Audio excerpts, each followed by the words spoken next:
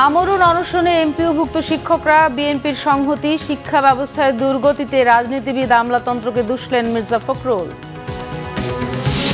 জুলাই হত্যার ঘটনায় ট্রাইব্যুনালে আসামি পক্ষের যুক্তিতর্ক উপস্থাপন, শেখ হাসিনাকে নিরাপরাধ দাবি রাষ্ট্রনিযুক্ত আইনজীবীর। কার্গো ভিলেজের আগুনে 12,000 কোটি টাকার ক্ষতি, রাজনৈতিক ষড়যন্ত্র ও দেশের ভাবমূর্তি নষ্টের অপচেষ্টা দেখছেন ব্যবসায়ীরা।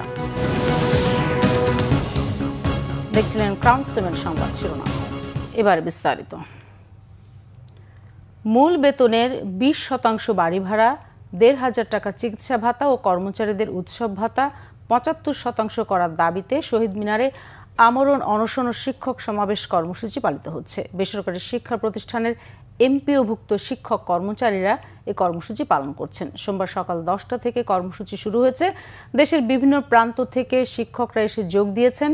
এমপিওভুক্ত শিক্ষা জাতীয়করণ প্রত্যাশী জোটের সদস্য সচিব অধ্যক্ষ দেলোয়ার হোসেন আজিজি জানিয়েছেন, দাবি পূরণ না হওয়া পর্যন্ত অনশন চলবে। দেশের কোনো শিক্ষক শ্রেণীকক্ষের পাঠদান বা প্রশাসনিক কাজ করবেন না। পরীক্ষার ডিউটি, অফিস ফাইল সবকিছুই বন্ধ থাকবে। শহীদ মিনারে গিয়ে শিক্ষকদের চলমান আন্দোলনে একাত্মতা ও সংহতি জানান বিএনপির যুগ্ম মহাসচিব শহীদ উদ্দিন চৌধুরী আনি। আজকে সন্ধ্যার মধ্যে প্রজ্ঞাপন হয়, রাতের মধ্যে আমরা এই শহীদ মিনার খালি করে চলে যাব, ঠিক না? আপনাদের কাছে আমরা সহযোগিতা চাই। আমাদের আস্থা আছে মহাসচিবের উপর, আপনাদের উপর।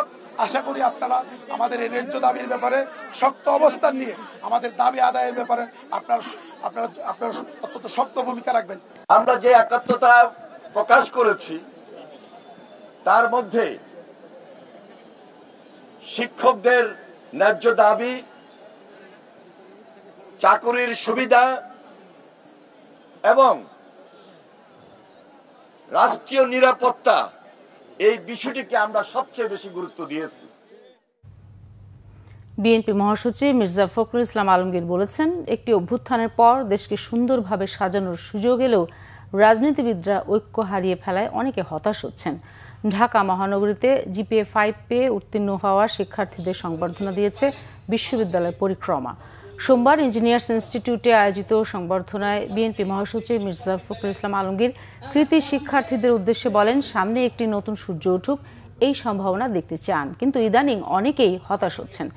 মির্জা ফখরুল বলেন, দেশে এখন ক্রান্তিকাল, একটা অস্থির অবস্থা চলছে। তিনি বলেন, দেশের দুর্ভাগ্য, শিক্ষা ব্যবস্থা অত্যন্ত নিম্নমানের, এর জন্য দায়ী রাজনীতিবিদ এবং আমলাতন্ত্র। তিনি বলেন, শিক্ষা খাতকে অনেক কম গুরুত্ব দেওয়া হয়েছে। শিক্ষকরা আজ রাস্তায় রাস্তায় দাবি দেওয়া নিয়ে ঘুরছেন। পরে কৃতি শিক্ষার্থীদের হাতে সম্মাননা তুলে দেন বিএনপি মহাসচিব। জুলাই গণঅভ্যুত্থানে মানবতা বিরোধী অপরাধে ক্ষমতাচ্যুত প্রধানমন্ত্রী শেখ হাসিনা, সাবেক স্বরাষ্ট্রমন্ত্রী আসাদুজ্জামান কামাল সহ 3 আসামির বিরুদ্ধে করা মামলায় শেখ হাসিনার পক্ষে প্রথম দিনের যুক্তিতর্ক উপস্থাপন শেষ হয়েছে। সকালে ট্রাইব্যুনাল 1-এ যুক্তিতর্ক উপস্থাপন শুরু করেন শেখ হাসিনার রাষ্ট্রনিযুক্ত আইনজীবী আমির হোসেন। তিনি ট্রাইব্যুনাল আইনের নানা সীমাবদ্ধতা আছে দাবি করে বলেন, এই আইনে বিচার হলে তা হবে প্রশ্নবিদ্ধ। এছাড়া শেখ হাসিনার বিরুদ্ধে উত্থাপিত রাষ্ট্রপক্ষের নানা যুক্তির বিরোধিতা করেন। বলেন, মুক্তিযোদ্ধা কোটা পুনর্বহালে শেখ হাসিনার হাত ছিল না, সরকার চালাতে গেলে অনেক অপ্রিয় কাজ করতে হয়। পরে মঙ্গলবার পর্যন্ত যুক্তিতর্ক উপস্থাপন মুলতবি করে ট্রাইব্যুনাল। এর আগের 5 দিনে এ মামলার অভিযোগের পটভূমি ও সাক্ষীদের জবানবন্দি বিশ্লেষণ করে যুক্তি উপস্থাপন করেন চিফ প্রসিকিউটর তাজুল ইসলাম। সকালে শেখ হাসিনার মামলায় একমাত্র গ্রেফতার আসামি ও রাজসাক্ষী চৌধুরী আব্দুল্লাহ মামুনকে ট্রাইব্যুনালে আনা হয়। যে তাকে সর্বপ্রকারের সুযোগ সুবিধা তাকে দিতে হবে, সেই সব সুযোগ সুবিধা থেকে এই আইনের কারণে বাধাগ্রস্ত হয়, এ কথাটা আমি বলেছি। সেই কারণে আমি বলেছি যে আইনটি এমন একটি আইন, যে আইনটায় হাত পা বেঁধে নদীতে ফেলে দেওয়ার মতো, ফেলে দিয়ে বলা হয় তুমি সাঁতার কাটো। এই সাঁতার কাটা কতখানি সম্ভব এটা রাষ্ট্রের কাছে, এই ট্রাইব্যুনালের কাছে আমি ছেড়ে দিয়েছি। রপ্তানিকারক সমিতির সভাপতি মোহাম্মদ হাতেম বলেছেন, শাহজালাল বিমানবন্দরে কার্গো ভিলেজে অগ্নিকাণ্ডে ক্ষতি 12,000 কোটি টাকার বেশি। এর দায় সিভিল অ্যাভিয়েশন, কাস্টম কর্তৃপক্ষ, বিমান বাংলাদেশ এয়ারলাইন্স এড়াতে পারে না। আর বিটিএম এর সভাপতি শওকত আজিজ রাসেলের দাবি, কার্গো ভিলেজের অগ্নিকাণ্ড রাজনৈতিক ষড়যন্ত্র হতে পারে। দেশের ভাবমূর্তি নষ্ট কিংবা ব্যবসা ক্ষতিগ্রস্ত করতে পাশের দেশও এটা করতে পারে। রাজধানীর একটি হোটেলের শীর্ষ ব্যবসায়ী সংগঠনগুলোর মতবিনিময় অনুষ্ঠান এক্সপোর্টার্স অ্যাসোসিয়েশন অব বাংলাদেশ ইএবির পক্ষ থেকে অগ্নিকাণ্ডের ঘটনার সুষ্ঠু তদন্তে সরকার ও ব্যবসায়ী প্রতিনিধিদের সমন্বয়ে পূর্ণাঙ্গ কমিশন গঠনের দাবি জানানো হয়েছে। তাদের প্রশ্ন, এই ঘটনা কি নিছক দুর্ঘটনা নাকি পরিকল্পিত ষড়যন্ত্র? এতে শুধু আর্থিক ক্ষতি নয়, দেশের ভাবমূর্তি ক্ষুণ্ণ হয়েছে মত তাদের। কার্গো ভিলেজের আগুনে শুধু ওষুধ শিল্পের অন্তত 200 কোটি টাকার কাঁচামাল পুড়ে গেছে, চামড়া শিল্পের 12 কোটি আর রপ্তানি খাতের অ্যাক্সেসরিজ পণ্যের 23 কোটি টাকা ক্ষতি হয় বলে জানান ব্যবসায়ীরা। এই সময় বিটিএম এর সভাপতি জানান, কার্গো ভিলেজের অগ্নিকাণ্ডের ঘটনা কারখানায় হলে মালিককে ধরে নিয়ে যেত সরকার, তাই যাদের অবহেলায় অগ্নিকাণ্ড হয়েছে তাদের আইনের আওতায় আনা উচিত। বাহির থেকে ফায়ার সার্ভিসের গাড়ি আসলো, তাদের প্রবেশে বিলম্ব হলো কেন? এর জন্য দায়ী কারা?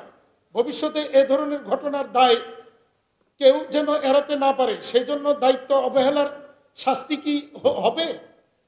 আমরা মনে করি এসব প্রশ্নের উত্তর খুঁজে বের করতে সরকারের পক্ষ থেকে অবিলম্বে একটি স্বচ্ছ ও কার্যকর তদন্ত করা অত্যন্ত জরুরি। এভাবে যদি ক্রমশ ফ্যাক্টরি পরের পর অগ্নিকাণ্ড হয়, হইতে হইতে শেষ পর্যন্ত একটা আন্তর্জাতিক বিমানবন্দরে হয়, আপনারা চিন্তা করেন আন্তর্জাতিকভাবে আমাদের ভাবমূর্তি কোথায় যাবে। নির্বাচন কমিশন সচিব আখতার আহমেদ বলেছেন, বর্তমানে নির্বাচনী পরিবেশ বজায় আছে। নির্বাচনের সময়ে 8 দিন আইনশৃঙ্খলা বাহিনী মাঠে থাকবে। সোমবার সকালে আগারগাঁওয়ে নির্বাচন ভবনে এক মতবিনিময় সভা শেষে তিনি কথা বলেন। ভোট প্রস্তুতির মধ্যে আইনশৃঙ্খলা বাহিনীর শীর্ষ ব্যক্তিদের নিয়ে প্রধান নির্বাচন কমিশনার এএমএম নাসির উদ্দিনের নেতৃত্বে ইসি সকালে বৈঠকে বসে। স্বরাষ্ট্র মন্ত্রণালয়ের সিনিয়র সচিব নাসিমুল গনি, মহাপুলিশ পরিদর্শক বাহারুল আলম, সেনাবাহিনী, নৌবাহিনী, বিমান বাহিনী, সশস্ত্র বাহিনী বিভাগ, border guard Bangladesh, BGB, coastguard, Ansar ও VDP, DGFI, NSI, RAB, special branch, SB ও সিআইডির শীর্ষ কর্মকর্তারা উপস্থিত ছিলেন। পরে সচিব সাংবাদিকদের জানান, সব বাহিনী সহযোগিতার আশ্বাস দিয়েছে।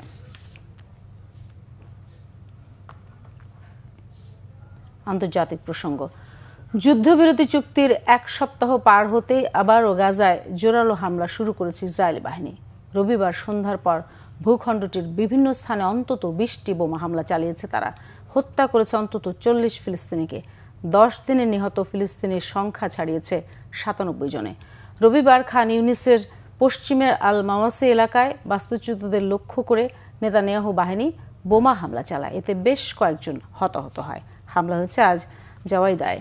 এছাড়া উত্তর গাজার বাসিন্দাদের ওপরও বোমা হামলা চালিয়েছে বর্বর ইসরায়েলি বাহিনী। হামলার পর ফিলিস্তিনিদের মধ্যে আতঙ্ক ছড়িয়ে পড়েছে। অনেকের মনে প্রশ্ন জেগেছে, যুদ্ধ আবারও শুরু হয়েছে কিনা। এছাড়া কেউ কেউ বলছেন, জিম্মিদের ফিরে পেয়ে ইসরায়েলি বাহিনী হত্যাযজ্ঞ শুরু করেছে।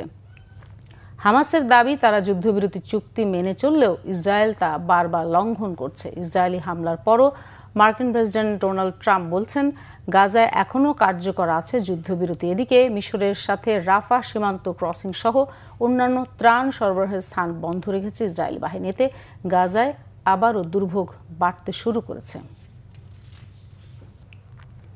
দর্শক, এই ছিল এখনকার মতো। পরের সংবাদ সন্ধ্যা 6টায়। এর আগে 5টায় রয়েছে নিউজ টপ 10 দেখার আমন্ত্রণ রইল। এছাড়া বাংলাভিশন সংবাদ ও সংবাদ সংশ্লিষ্ট অনুষ্ঠান দেখতে ভিজিট করুন www.bvnews24.com ও facebook.com/banglavisionnews এবং সাবস্ক্রাইব করুন youtube.com/banglavisionnews। ধন্যবাদ সবাইকে এতক্ষণ সাথে থাকার জন্য।